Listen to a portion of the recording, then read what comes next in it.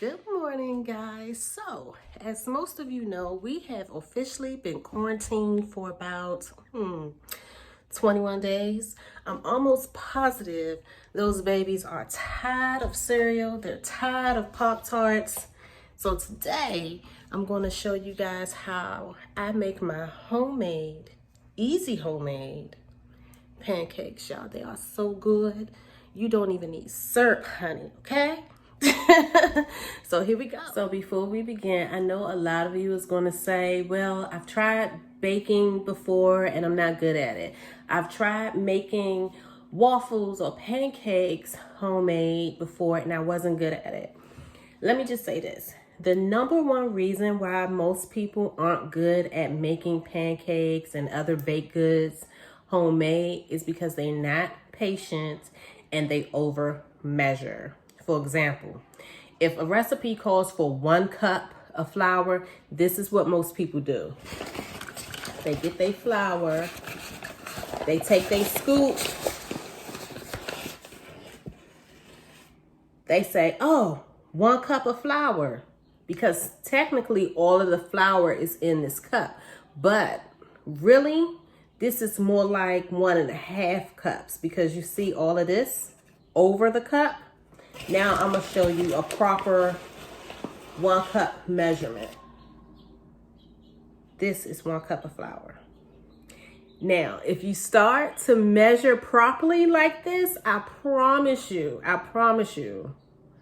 you will go from a baking zero to a hero in your household. I promise y'all, I promise. So here's the things you're gonna need. You're gonna need a whisk. Why? Because a whisk works better with mixing your dry ingredients. It makes sure your dry ingredients is distributed evenly. You have your measuring cups. You have vanilla, milk, melted butter, salt, an egg, sugar, baking powder, flour, and of course, blue. So we have our pan warming up. Let's mix this batter. Get you a bowl, flour, baking powder, sugar, salt. Get your whisk, mix that up first. You want to make sure everything is mixed in because you don't want to have any uneven pancakes. Your egg, drop that right in there. Your milk, you want to pour all of this stuff in the middle and then mix it around. Make sure you mix your egg and your milk first before you put your melted butter in. The reason being is if you put your melted butter in along with the egg and the milk, the hot butter is going to cook your egg. You don't want pancakes that has scrambled eggs mixed in. Now you're gonna add your butter. Mix that.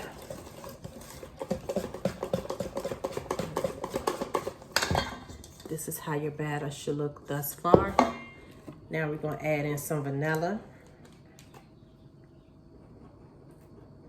What the hell? Vanilla is kind of like booze. You can never have too much. So you're gonna mix this in. Now it's time to cook it. Butter in there. The reason I have a wooden spoon for this is because we're using a non-stick pan. The reason why most non-stick pans is damaged is because we typically will use a metal utensil on it and it will scratch the inside of the pan. Next thing you know, boom, it needs to be trashed.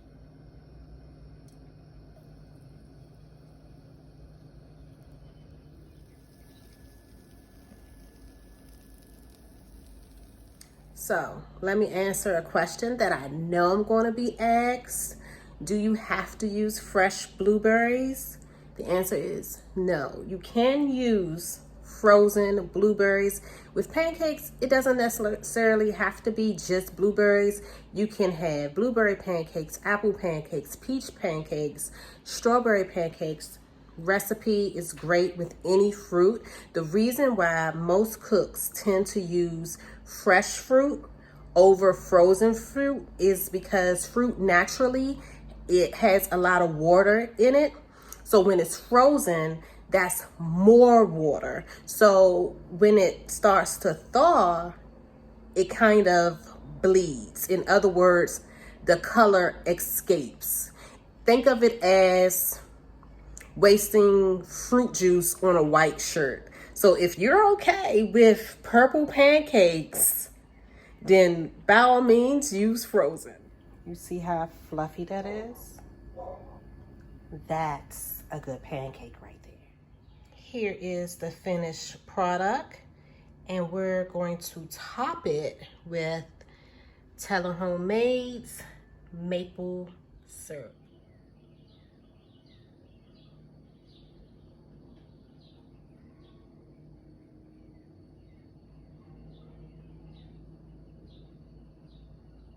Also do, since all of us are home right now, homeschooling, feeding the kids, you can treat breakfast as a home economics class and allow them to participate.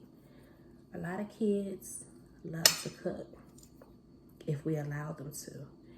And this is how the inside of the pancake looks. You see the blueberries.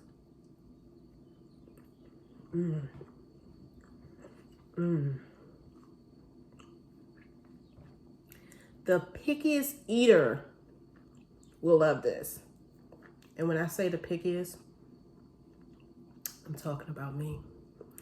Till next time, bye guys.